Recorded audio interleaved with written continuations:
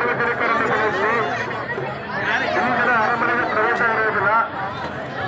ಯಾರು ಕೂಡ ವೇಟ್ ಮಾಡ್ತಾರೆ. ಲೈಟಿಂಗ್ಸ್ ನೋಡ್ಕೊಂಡವರು ಮುಂದೆ ಹೋಗಿ ಸರ್.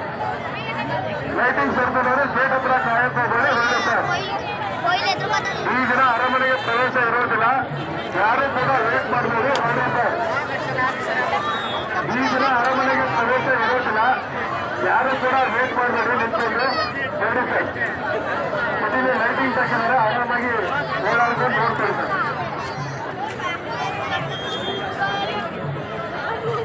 ನೋಡಿ, ಅಲ್ಲಿ ಯಾರು ಸಾರ್ವಜನಿಕರು ಕೋಟೆ ಆದರೆ ಆವರಿಸಲು ನಿಂತಿದ್ದೀರ ಹೇಳಿ ಸರ್. ಅಲ್ಲಿ ಯಾರು ಕೂಡ ವೇಟ್ ಮಾಡ್ತೀರಿ. ಈ ದಿನ ಅರಮನೆಗೆ ಪ್ರವೇಶ ಇರುವುದಿಲ್ಲ, ಹೊರಡಿ ಸರ್.